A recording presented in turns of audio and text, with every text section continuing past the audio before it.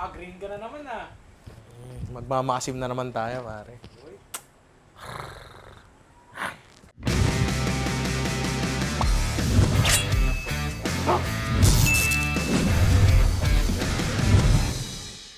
So, nung nakaraang nakita nyo akong nakasuot nito, medyo sumayaw tayo ng konti. Tsaka nagluto tayo ng sinigang, Jerome. Pakita mo nga ng konti yon. Kailangan remix, Jerome. I-remix mo.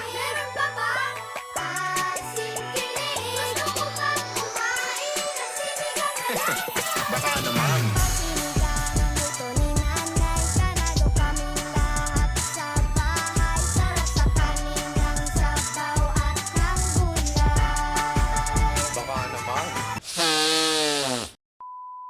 So, ang dami nag-request na magluto daw uli ako ng sinigang at actually, di ko alam kung gusto ba nila akong magluto ng sinigang o gusto lang nila akong makita sumaya ulit.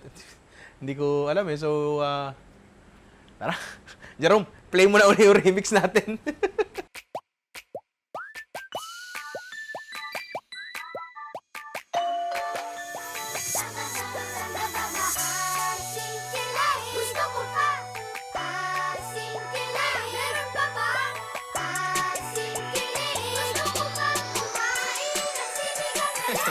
Baka naman.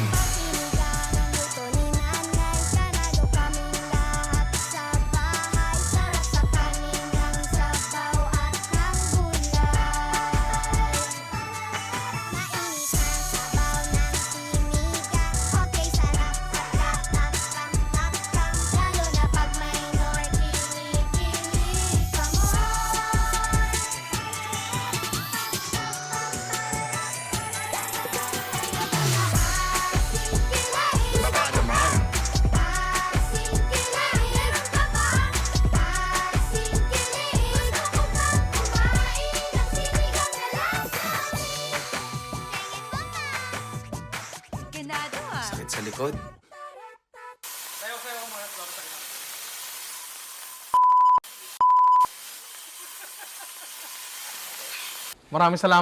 Maraming salamat po sa karangalang ito. At hindi ko po inaasahang mananalo po ako ng 2021 ASIM Awards. Right? So, andito na nga na naman tayo uli sa ating programa na kung tawagin ay Gulong ng ASIM. Kung saan magpapagulong ang mga contestant natin ng Gulong ng ASIM at doon natin pipiliin ng lulutuin nilang ulam. Ang problema, wala kaming contestant. Tayong dalawa lang nandito eh. Oo. Baka pre, pwede ikaw na lang magpagulong. Ako magka-cameraman. Bitaw mo yan. Nante. Bitaw mo yan. Ako magka-cameraman. So yun nga, dahil wala tayong contestant at walang ibang tao dito, okay lang ba na ikaw ang magpagulong ng gulong ng ASIM natin? Siyempre naman. Sige. Dagdag bayad yan. Ang dagdag bayad? Wala. Ikaw na nga paglulutuan ko eh. Diba? Sige, pagulungin mo na. At tumapat sa bangus, tamang-tama kasi meron na ako yung ingredient na yan, no? Ang galing mo doon, pare. Ang galing-galing mo doon. O di next, paikutin mo na uli.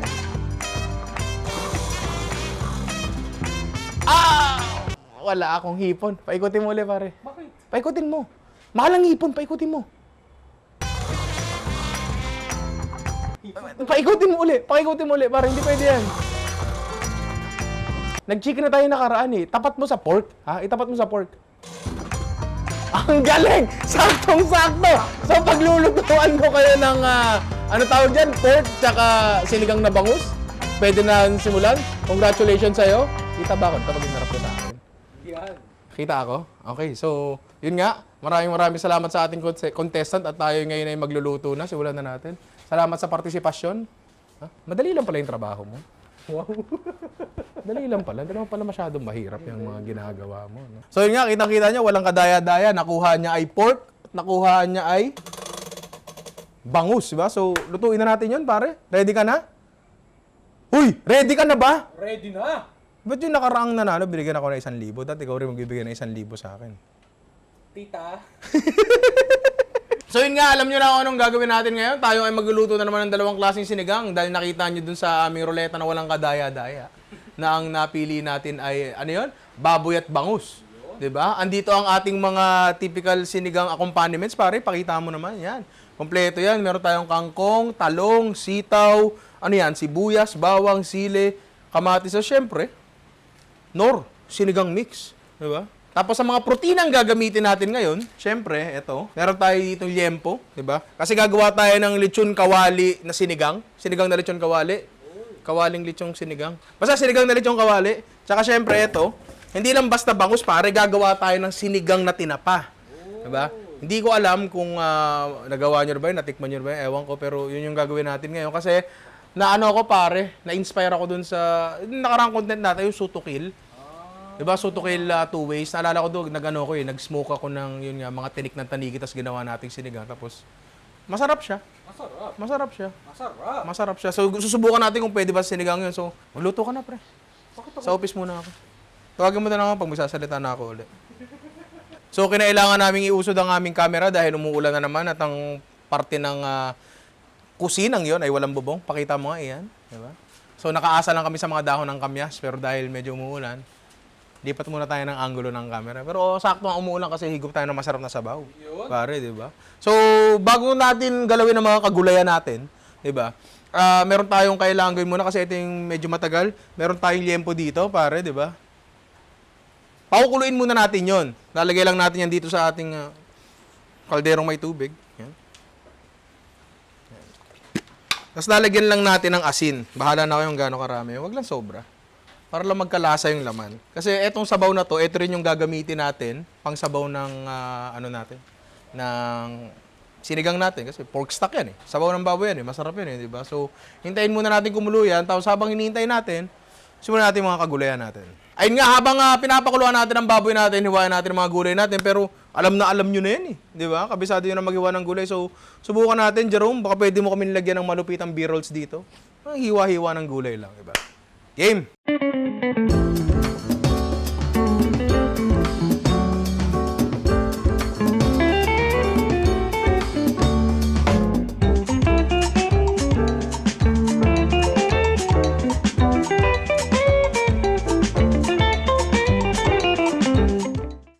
Okay, so ngayon ay nahiwa at nahugasan natin ang mga kagulayan natin. Kring! Huwag mo nalagyan ng sound effects, Jerome. Ako na bahala. Gusto kong padaliin trabaho mo. Pwede na tayo ngayon dito sa ating sinalang na baboy, pare. Yan. Hindi pa siya sobrang lambot, pero pwede na siya for our purposes. Yan. Yun. Ha? Yan. So, ito na nga yung baboy natin. Hilaw pa sa loob at medyo matigas pa yan, pero okay lang yon. Lalagay na natin yun dito sa ating chopping board. Ba't ko binalik? Napasunod nga.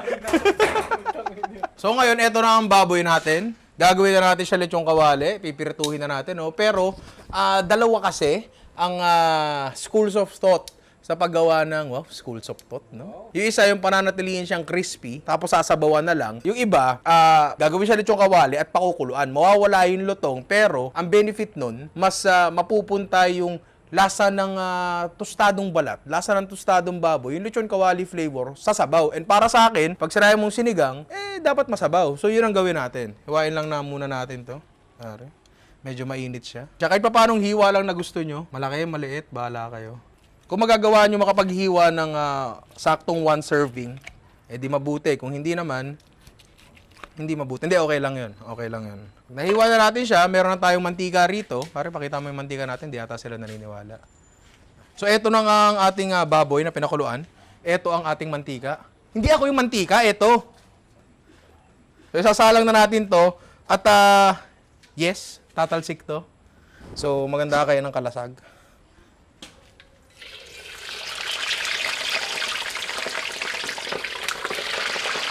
Ayun na nga. Ayun na nga. Diba sabi ko nga tatalsik yun? Kapag luluto dapat matapang tayo. Lalo kumpara sa mga mahal natin sa buhay. Ano ko matapang? Matapang ako. Kita mo yung ginawa ko? Tinakpan mo agad. Siyempre. Parang hindi madumi yan. So, hindi mangyayari dito sa lechong kawali natin yung puputok yung balat kasi wala tayong drying na ginawa. Yung tulad na madalas na nakikita nyo dito sa channel, yung pumuputok na balat pag binubusan ng mantika, hindi mangyayari yun kasi yun nga, basa yung balat natin. Pero tulad nga na sinabi ko kanina, mas mag-focus kasi tayo sa sabaw. Diba? Ang gusto lang natin is matusta ng maayos to, magkaroon ng proper browning at pakukuluan natin siya at yung proper browning na yun, mapupunta sa sabaw. Diba?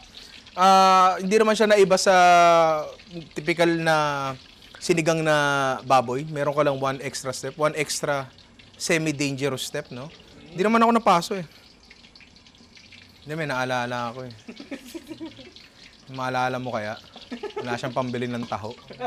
Nahabag lang ako eh. Maawain kasi talaga akong tao eh. Pero yun nga, check natin to. Wait lang. Cut. So after a while, hindi na masyado magagalit yung ano nyo, baboy nyo sa mantika. Pwede nyo na tanggalin, di ba? Yan. Tapos, yan yung browning na meron siya. Para sa akin, konti pa. Dagdagan pa natin. Kasi yun yung magbibigay ng lasa talaga sa sabaw natin. Eh. So after a while, ito na yung magiging itsura ng ano nyo, ng pork nyo. Yan. Pare. Diba? Again, tulad na sinabi ko, lapit natin dito. Hindi ko na naman masentro. Tulad na sinabi ko, hindi natin makukuha yun. Pero, bali wala yun kasi palalambutin nga natin sa sabaw yun, diba? Salang natin isang batch tapos tutuin na natin parehas ng sinigang natin. Okay, so tapos na nga tayo dito sa ating unang protina, di ba? Ang susunod natin, syempre, yung susunod na protina. Yan, meron tayo ditong tinapang bangus, pare. Di ba? Ang gawin natin dyan, i-divide natin into 6, siguro. Tig-tatlo tayo. Hindi, tatlo sa akin, dalawa kay Luna, isa kay Jairo. Ito yung gagawin natin. Ba't ba may dyaryo dyan? Sabaw ko pa. Oh. Si Bea daw, lumipat ng istasyon. Oo. Sana all, pwede pa lipat-lipat. Anyway, ito na yung ano natin, bangus natin. Hatiin natin to sa 6. Yan. Tapos tulad ng ginawa natin kanina sa liempo, pipirtuhin din natin to para lang magkaroon siya ng, yun nga, added tusta, added maillard. So sa mantikang pinagpirtuhan natin kanina, ng liempo, pare, di ba? Yun na rin ang gamitin natin. Kasi why not, pare, di ba? Masarap yun. Pwede kayong mamili kung ang ipiprito nyo lang is yung isang side or dalawang side. Minsan kasi, merong mga tinapang nadudurog na. Di ba? Pag durog na siya dito, madudurog lalo yan pag pinirito nyo, tapos isisigang pa natin. Di ba? Medyo delikado na yun. So, tingnan natin kung anong pwede natin gawin dito. Baka one side na lang. Tapos, yung mantika natin, mai-infuse yan ng smoky flavor. Kasi, di ba, ang tinapa, in-smoke yan, di ba, pare? Oo. So, masarap na masarap yan. So, yung mantika natin na pinagpirtuhan ng tinapa, hindi natin tatapon yan, pare. Yan yung panggigisa natin sa sinigang natin. Yan. Ay! Para sa mga nagtatanong, no, kung paano magluto ng hindi natatalsikan ng mantika, kasama talaga yun eh. So, I guess one side na lang ipiprito natin, no? Yan. Kung makikita natin dito, hindi ko na naman masentro. Ang hirap talaga lumugar. Yan. Pero ang pinakagusto lang naman talaga natin mangyari dito is ma-infuse yung mantika ng smoky flavor. Kasi nga, dahil luto na nga itong tinapa natin, hindi na natin to pwedeng pakuluin, di ba? Doon sa sabaw kasi wala, magkakanda durog-durog na lang yan. So, kailangan natin makaisip ng paraan para makapag-infuse, matalsig pa rin, para makapag-infuse ng smoky flavor doon sa sabaw natin. At ito yung ginawa natin, no? Kumuha tayo ng smoky flavor mula sa tinapa, nilagay natin sa mantika para mamaya, pag niluto natin, di ba sabi ko nga para sa akin, sabaw pa rin talaga ang key sa sinigang, di ba? Para at least, meron pa rin smoky flavor yung sabaw natin. Ayoko na po. So, chinachop lang natin ng konti ito para lang madali yung portioning na gagawin natin. Kasi hindi ko ata nasabi, pare, ipapabao natin to. Di ba? Kasi unti-unti nang bumabalik ang buhay natin sa normal, di ba? May mga kapamilya na tayong dating work from home ngayon, lumalabas na uli ng bahay. Face-to-face classes, mukhang malapit na rin, di ba? So, balikan natin kung paano tayo magpabaon dapat, di ba? Kasi, wala eh. Sarap talaga pag lutong bahay yung baon mo.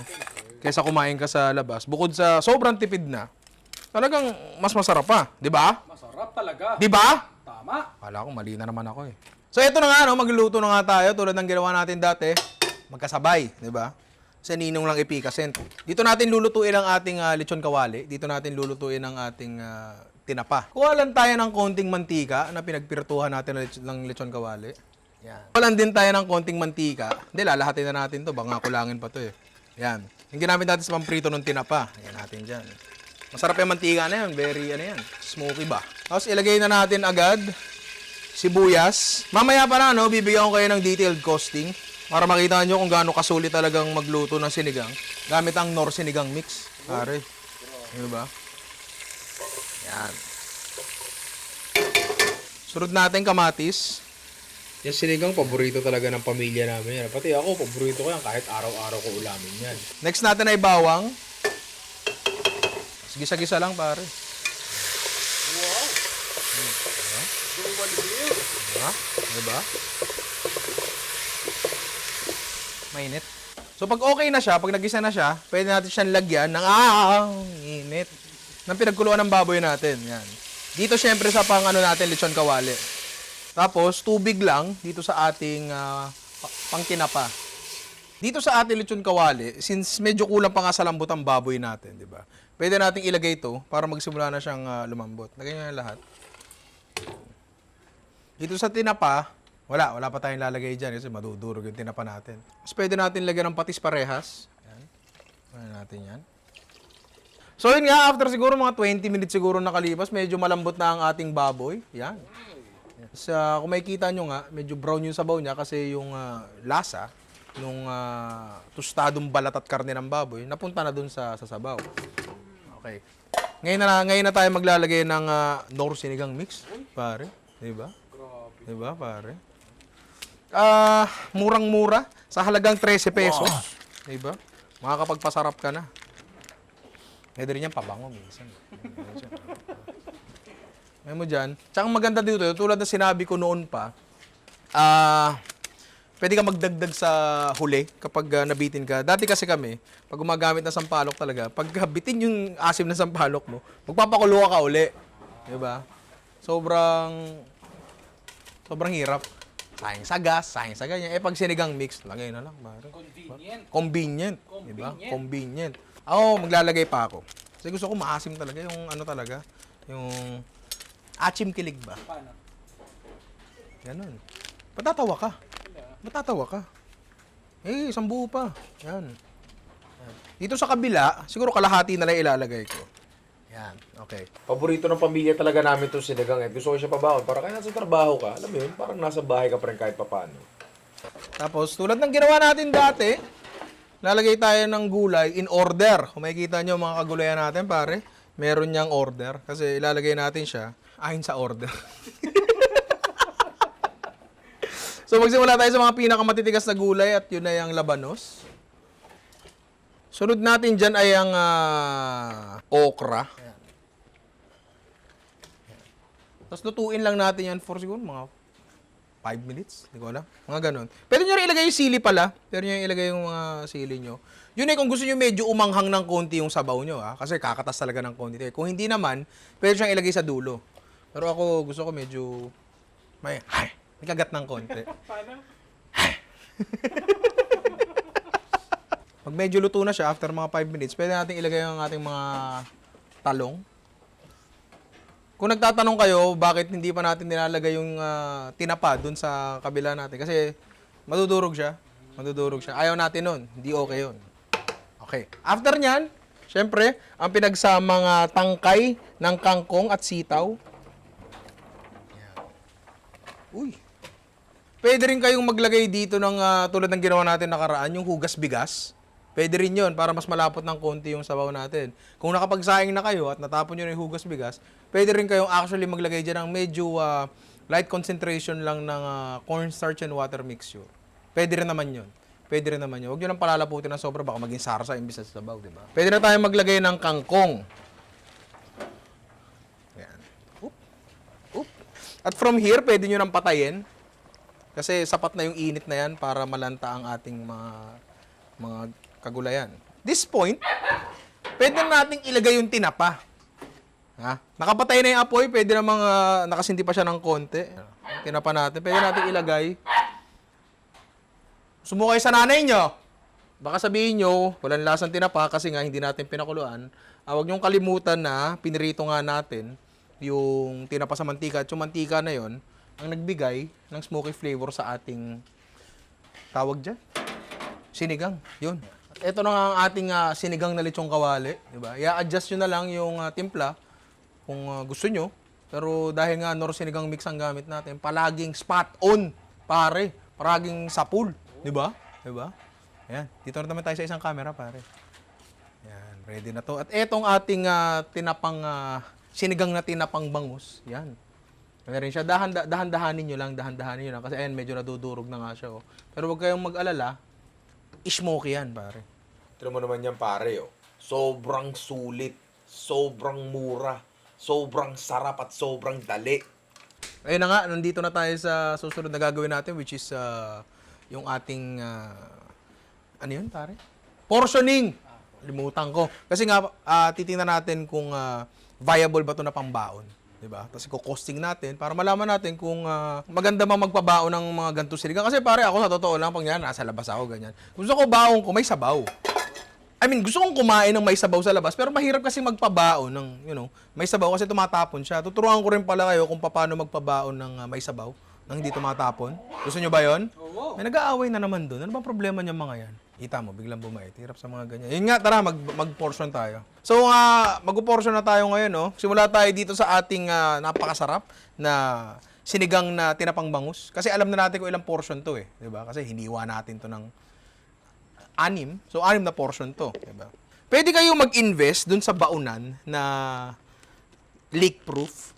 Pero kahit yung leak-proof na yun, parang naalala ko nung college, meron ako nun eh. Pero, nangyari, sumabog sa bag ko. Oo. Tapos, yung mga papeles ko, nasira. Alam mo naman, nag-aaral talaga. Pero, nasira yung mga papeles ko nun. Kaya, tingin ko, ganito na lang gamitin nyo. Meron tayong microwavable na container dito. Diba? Kuha muna tayo ng... Di kuha na tayo agad na isang isda. Baon natin sa ilalim. Para surprise. Parang ano, pare? Cereal. Sinabuang gulang, boom, bangus. Diba? Hindi may ganun. Mga kanyan. Sagyan mo ng tamang amount ng kagulayan. Okay. So, yan. Siguro mga ganyang amount ng sabaw, ganyang amount ng gulay. Kunyari si Ian yung pababaunan ko. Okay na yan. Tapos tatakpan lang natin. Yan. Uy! Ulit!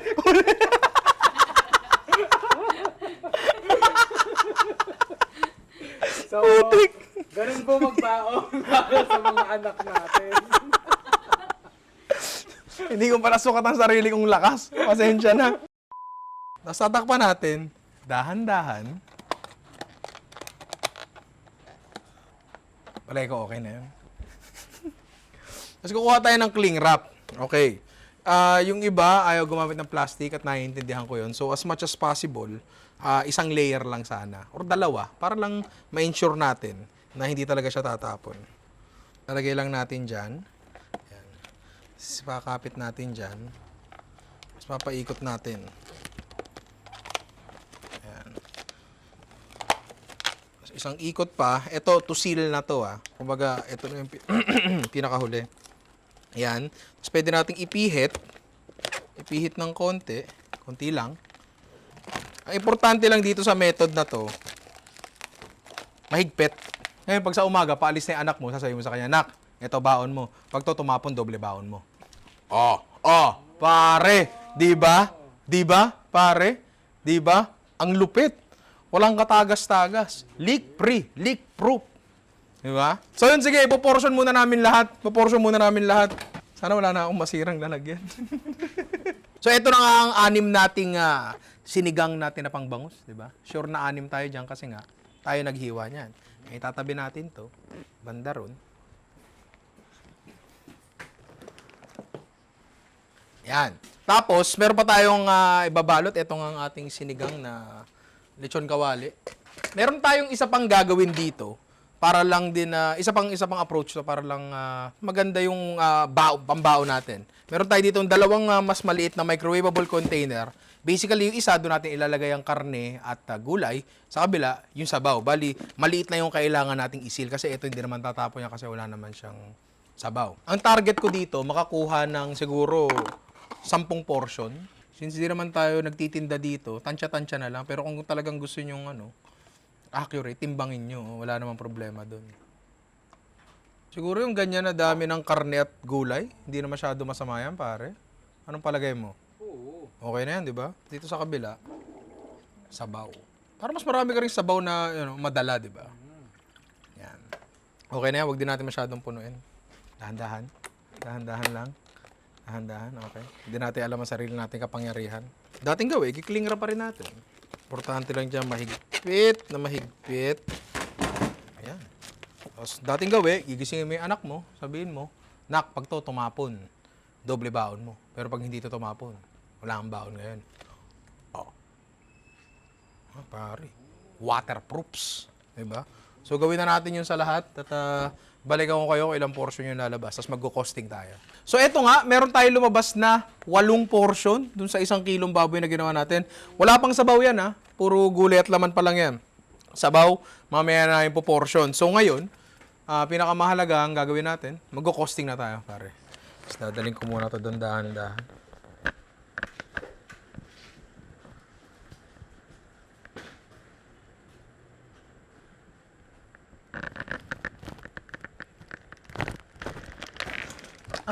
Singkili. Okay, so ngayon, para sa pinakaayaw ng lahat ng kusinero, ang costing. So, yan, costing. Ganda ako magsulat, di ba? Pwedeng calligrapher. So, magsimula tayo dun sa ating, magsimula tayo dun sa bangus. Bangus. So, yung tinapa natin, ang presyo niya ay 230. Kangkong, isang tali, 10 piso. Sitaw, 10 piso rin ang isang tali. Kamatis, gumastos ng 15 pesos sa kamatis. Mahal na kamatis, pare. Tapos sa labanos, 10 pesos. Parang mura yung labanos. Okra, nakalagay dito, 10 piso. Dalawa yung binili natin. So, 5 piso lang isang tali. 5 pesos. Talong, 10 pesos. Isang piraso. Sili, parang mura yung mga gulay yun. Kaysa nung last na bumili tayo. Sili, nakalagay dito, 5 piso. Nasa 5 piraso yun, piso isa?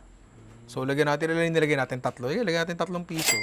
So, syempre, sinigang mix, ang isang piraso nun, 13 times. Isa't kalahati ginamit natin, 1.5. Ilan yun? 766. 13 times 1.5 equals 19.5. Murang-mura, pare. 19.5. May kulang pa ba tayo? Sibuyas. Mamaya tayo 1 piraso, 7 pesos. Tapos, may kulang pa ba tayo? Bawang. Pwede natin ilagay sa, sa 5 piso yun, no? Mahal pa nga yun, eh. Diba? Rough costing lang naman to, hindi naman to pambenta. Gusto ko lang patunayan na sulit talagang magluto ng sinigang gamit ang Knorr sinigang mix. Pare, diba? Yan, siguro okay na yan. Total natin lahat. Okay. So, ang total niya ay 324.5. Ang lumabas na portion natin ay ilan? 6. Divided by 6. 54.0833 bar line. Dire-diretso yan eh. So, yan ang total ng isang portion, isang paulam ng sinigang. Not bad, pare, di ba? Kasi may mabibili ka pa bang ngayon? Ganong quality ng pagkain sa ganong presyo dun sa labas? Palagay ko, wala na, di ba, pare? So, sulit to, palagay ko? Sulit. Ang palagay mo? Oo. Parang hindi ka nasusulitan, pare. Sulit kung kakain na tayo. Gugutom ka na ba? Siyempre, sinigang yan. Sige, kain na tayo. Pero magkukosing muna tayo nung sinigang na baboy. So, ang gagawin ko lang, kukunin ko lang lahat to. Kukunin ko lang lahat ito, plus ito, tapos ito, imbis na 13 times 3, gagawin ko siyang 13 times 2 equals 26. So, ito, total ko lang lahat yan. Tapos, i-add ko yung para hindi na tayo magsulat na mahaba. Ninong lang ipikasent. So, yung total na gulay plus sinigang mix na ginamit natin ay 101 pesos. Tapos, idadagdag natin yung baboy na magkano ba lumalabas yung baboy? Ilagay natin sa 1 kilong baboy, 380. So, 101 plus 380 equals 481. 481, pare. Divided by, ilan tayo? Ilan yung nagawa ko? 8. Diba? Oh. Divided by 8 equals, drum roll please. Di ikaw. Jerome, lagyan mo ng matinong drum roll. Drum roll, parang kumakakalama na sikmur. Gugutom ka na? Ay, sorry. 60.125 o 60 pesos para sa pabao na baboy. Ha? Si Jerome. Bakit? Si Jerome pagdadala natin, hindi mo na nga, kinukubra mo na nga yung mga pauwi ni Jerome. Uy, walang Walang ganon. walang kasiguraduhan. May preba doon, pare, transition.